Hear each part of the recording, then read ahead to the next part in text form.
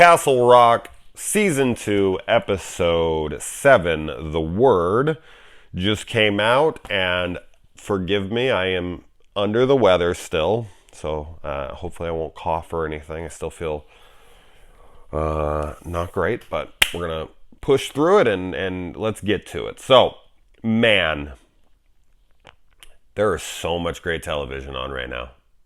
Like, every show I'm watching has had fantastic episodes this week. But they're all good from the beginning. But, like, it's just every freaking show I'm watching, I'm like, damn, whether it's The Walking Dead, Watchmen, His Dark Materials, The Purge, like, it's just like one after the other after the other. It's like, damn, man, this episode was fantastic. Holy shit. The ending, just jaw drop. I was just like, I called it like 10 seconds before, if I was in, like, I wasn't anywhere near calling it at that moment. I should have saw it coming a little before that, but I didn't. And then as soon as she saw the figure and it was like the statue was revealed, and then it like showed the figure and the chick, I was like, oh, that's the boy. Like, and I should have put it together as soon as Pop went to see his brother, and then he went down and saw. I should have put it together as soon as I found out Ace went down to see him. Like, at all. Like, as soon as he said that, like, Ace. And as soon as, I don't know, even before that, I feel like just Pop going to Shawshank, I should have been like, okay, they're obviously connecting to the boy. Like, he's going to show up in some capacity. But I didn't, because this is the first time we've seen the hooded figure. So, yeah, I was just really, really enjoying it. We don't get much from Annie in this episode. A little bit, but this one's much more focused on Ace and the backstory of his people and where they came from and what that was all about. And man, just so good. And these are the witches that, or this is connected to that weird flashback sequence or whatever the hell that like Henry Deaver goes into in season 1, and it was like completely unanswered. What the hell was that? When there was like, or no, maybe no, I think that was something else. That was like not that long ago. Shit, I can't remember now. I remember there being something with women, something with shit, I can't remember. Oh well, I apologize. Anyway, and so yeah, we get these flashbacks from the 1600s here, and this was back when love letters could get you banished from your township, from your community, and out into the woods, and there ain't nowhere to go. It ain't like you're banished and then you go get a steady job and get some studio apartment and all as well. Like, no, you're out there in the wilderness by yourself, and you're unless you have some serious survival skills, you're not going to last very long. So this whole backstory here, without, of course, the like killing themselves and regenerating themselves later part, reminded me, as I'm sure it reminded you guys or anybody, that this was very, very reminiscent of Robert Eggers' The Witch. It had a similar look. There's a couple that's cast out of their community because of a religious disagreement, essentially, and one ends up being a witch, and so yeah, it very, very much felt like that film, and that's a good thing for me. Now, that's a split film, so maybe that won't be a good thing for some of you guys, but I love that film. So seeing more of this period piece stuff, we don't get enough period piece horror. Like, it's super rare, and that's mostly because it's just very meticulous, time-consuming, expensive to try to reenact and that time period, or any time period before right now. And then we find out pretty much everything, like why they're doing what they're doing. That they all killed themselves. Well, they let themselves be killed and placed in these coffins to come back in time. I don't know if they're exactly sure of when that's going to be, but they turned into some Jonestown shit, man. That is some serious faith that you would let someone shove a bug down your throat and then slit your throat. I don't know, man. I mean, she comes back with food, and these are hungry people who have been following these guys who are living on this land where the earth is the soil is rotten. It won't bear any fruit, and these guys are essentially starving these guys out. And of course, I mean, a hungry mouth is going to look up to the hand that feeds as God. So when she comes in and she's got a plentiful bounty, and she shows that she can make their crops grow, and that she can show them this new, nice, great, lavish life. Of course, they go to her side. I would as well. Now, would I slit my throat and be like, okay, you'll bring me back?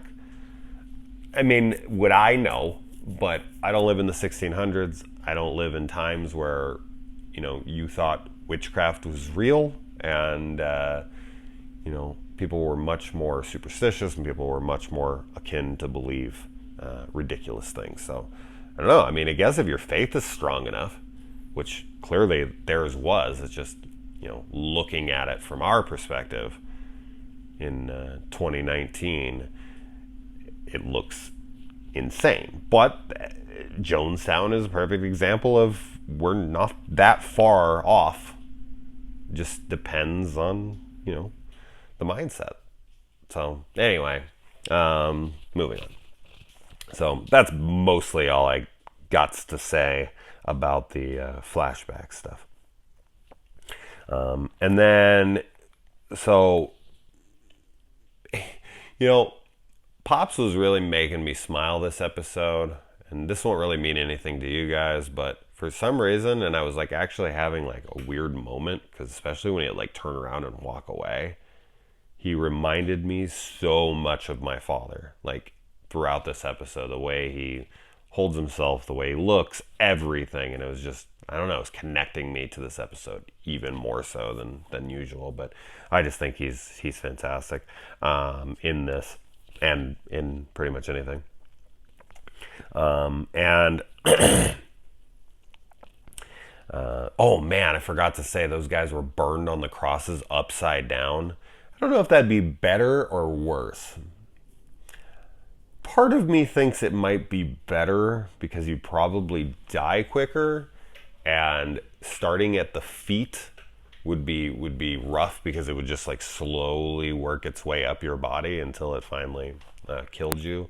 Although I would assume you would die of smoke inhalation or of just shock from the pain before it got too far up the body. But I would assume that like as soon as your body caught fire. Now, if you're clothed, then yeah, it's going to burn up your body fast. But if you were naked, I don't really know how skin burns.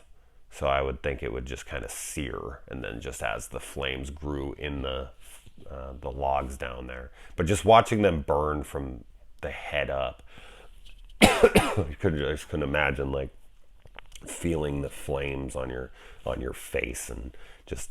But yeah, as I said, it would be quicker, just brutal regardless. You don't want to be burned at the stake. I think it's absolutely one of the worst deaths imaginable. Something I had didn't mention in a previous video, the woman who woke up from her coffin was running around and whatnot. It was because the antipsychotics that she was on were what was blocking her, which we already know by now because the same thing is going to be true for Annie, and the cop character who's obviously not really the cop, he's whoever the hell he was before now, questions Ace's authority and his prophecies, or his wife's girlfriend, whatever she is, his prophecy, and he burns his ass. He also burned two other people. Was there two other people there? I'm not sure who the other people were. Was one of them the chick, his chick? I don't know, but I guess the cop is gone, so you do not question the leader. Seeing Christine in the parade was pretty fantastic. I mean, they do linger on it for a while, so I would be very surprised if anyone missed it that was actually like sitting there watching the TV. But yeah, it's like Christine clear as day, and that's always good to see some really like solid King homages or Easter eggs. Now, Ace says, find the angel to the cop. I still have my money that things aren't going to go right with Annie. And Ace is going to think I was wrong, or his people are, or something. And who they're going to resurrect is going to be Rita. Rita will be the vessel for the prophet here. So we'll see about that, but that's where I'm going with who actually is going to be the chick in the future. We'll see. I'm not really basing that on much. I guess the book was called The Ravening Angel. It was dedicated to her. She's in town, recently dead. She's a gorgeous woman. Like, not that, I mean, the chick who plays Annie is gorgeous as well, but you can't go wrong either one of them. If you know, you get to kind of pick. That's probably what it is. That's what Ace is up to, man. You know, the whatever the guy's name is, the French guy's name is, he's probably just scouting the town. Like, who's the hottest chick in town? Like, this is gonna be my beloved's body. I want to pick the best looking body in town. So once he gets a look at Rita, he's gonna be like, damn, all right, never mind. Like, that's not bad right there. That's not bad. She's fucking gorgeous. You know, that's funny though. I never even thought of that. But yeah, I mean, she'd probably get back and be like, that's the body you have? Ooh, we're gonna have to change that. You can just body swap for fun nights. You know, when you're wanting to get a little kinky, you could just go out and find new bodies to role play with. There you go.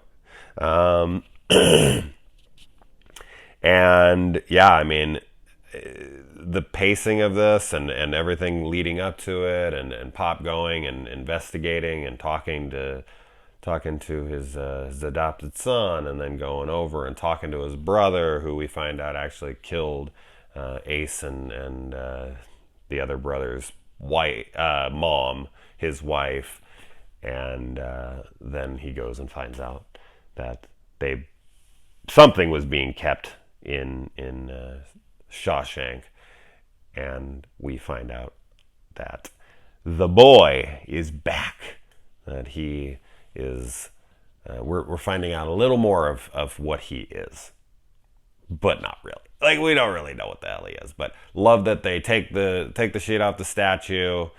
Pop just so happens to have his back turned. Everyone's entranced, like freaking Medusa turned them all to stone, and then he takes a peek in a balloon, much like a Medusa mirror freaking shield and whatnot. Yeah, that's pretty cool, man. Like, when everyone was just entranced and they're all looking up, and then it like cut to the dude taking off his hood and it was the boy, and then it's just like credits. I was just sitting there like, whoa, that was crazy. Like, that was just such a solid ending to such a great episode like this, man. This really gave us a lot. Like, a lot of questions that we had were answered in this. A lot of questions. Even a freaking question we had in the first season is being, expanded upon. So hopefully we get even more. I would hope we see the boy again, but I don't know if we will. I don't think we will see him again this season. I wouldn't be surprised if we saw him next season, but I think that's it for him. I think it was just a quick cameo there for that sequence. He's disappeared from jail. His clothes are on the ground. Ace came in there, but he didn't take him because that cop would have told Pops if he did. So, yeah, I guess he just evaporated. You know, like, I don't know, but we shall see. We shall see. So, anyways, I'll see you next week. I'll be much better next week. I'll feel much better next week. So, see you then. Adios.